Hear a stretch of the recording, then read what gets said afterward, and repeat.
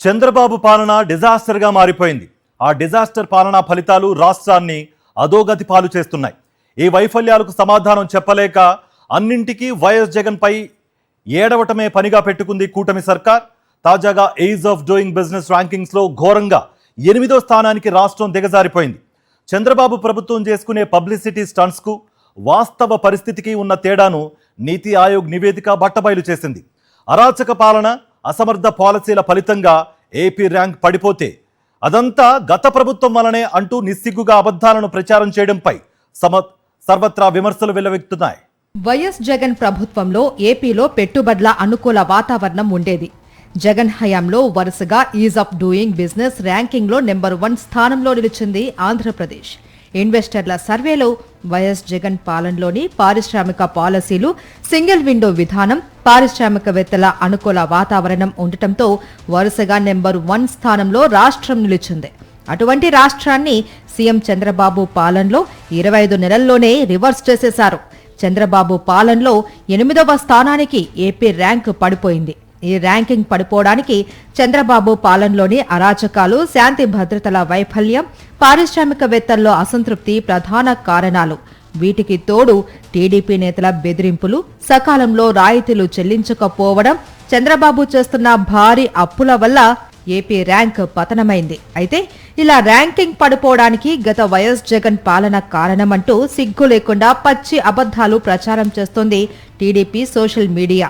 నీతి ఆయోగ్ నివేదిక చెంప చెల్లుమనిపించేలా నిజాలను బయట పెట్టినా టీడీపీ ఫేక్ ప్రచారం మాత్రం ఆపలేదు. ఇది చూసి ఏపీ జనం ముక్కున వేలేసుకుంటున్నారు. మీరు రెండున్నర సంవత్సరాల నుంచి ప్రపంచ దేశాలన్నీ తిరుగుతున్నారు, లేనిపోయిన గొప్పలన్నీ చెప్పుకుంటున్నారు. తీరా ర్యాంకింగ్స్ చూస్తే 8వ స్థానం. చంద్రబాబు నాయుడు గారు దేంట్లో ఈరోజు దేశంలో నెంబర్ 1 ఉన్నారంటే is of doing real estate బిజినెస్లో నెంబర్ 1గా ఉన్నారు. ఇంకా దేంట్లో ఉన్నారంటే ఈజ్ ఆఫ్ డూయింగ్ కరప్షన్లో ఉన్నారు.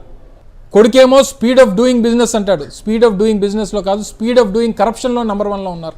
సాక్షాత్తు కేంద్ర ప్రభుత్వం ఆధీనంలోని నీతి ఆయోగ్ ఇన్వెస్ట్మెంట్ ఫ్రెండ్లీ ఇండెక్స్ ఈ నివేదికను విడుదల చేసింది.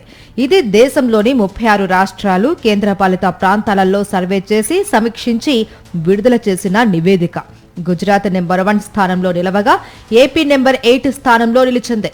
ఎంత దారుణం అంటే మన రాష్ట్రం కంటే ఒడిశా ముందంజలో ఉంది. అంటే చంద్రబాబు పాలనలో పారిశ్రామిక రంగం ఎంత చతికిల పడిందో అర్థం చేసుకోవచ్చు.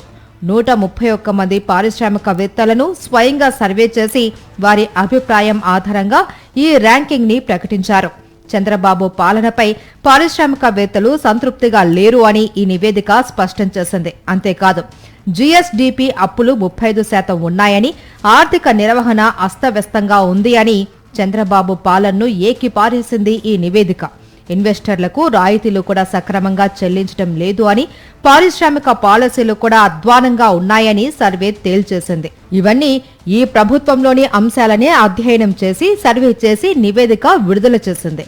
ఇంత పబ్లిక్ గా దొరికిపోయినా టీడీపీ తన అసత్య ప్రచారం ఆపలేదు. ఇది చూసి పారిశ్రామికవేత్తలు, నెటిజన్లు చీకొడుతున్నారు. పెట్టుబడుల కోసమంటూ ప్రత్యేక విమానాల్లో విదేశాలకు వెళ్తున్నారు. 100 కోట్ల ప్రజాధనాన్ని కుమ్మరించి జాతీయ మీడియాకు భారీ ఎత్తున ప్రకటనలు ఇస్తున్నారు. ఇదంతా బూటకమే అని నీతి ఆయోగ్ నివేదికతో తేలిపోయింది. 2.5 ఏళ్లలో 2 సార్లు పెట్టుబడుల కోసమంటూ దావోస్ వెళ్లి ఉత్తి చేతులతో తిరిగొచ్చారు. సింగపూర్, లండన్, ఆస్ట్రేలియా, దక్షిణ కొరియా దేశాలలో పర్యటించిన లోకేష్ రాష్ట్రానికి ఒక్క పైసా పెట్టుబడి తీసుకురాలేదు అని విమర్శిస్తోంది వైఎస్ఆర్సీపీ. పెట్టుబడులు, కొత్త పరిశ్రమలంటూ చంద్రబాబు, లోకేష్ ఇన్నాళ్లు ఇచ్చిన బిల్డప్ మొత్తం నీతి ఆయోగ్ నివేదికతో గాలి బుడగలా పేలిపోయిందంటున్నారు. మరోవైపు ఆల్రెడీ ఉన్న పరిశ్రమలపై కూటమి నేతలు పడి వాటాలు, కమిషన్ల రూపంలో కప్పాలు వసూలు చేస్తూ ఉన్నారని వైఎస్ఆర్సీపీ ఆరోపిస్తోంది. కప్పం కట్టని పరిశ్రమలపై దాడులు, దౌర్జన్యాలకు దిగుతూ ఉన్నారని, హిందుస్థాన్ కోకోకోలా బెవరేజెస్ దగ్గర నుంచి ఆజాద్ ఇండియా మొబిలిటీ, జీన్ఫ్రా లాంటి కంపెనీలు ఇప్పటికే భూ కేటాయింపుల్ని రద్దు చేసుకుని వెళ్లిపోయిన విషయాన్ని గుర్తు చేస్తున్నారు.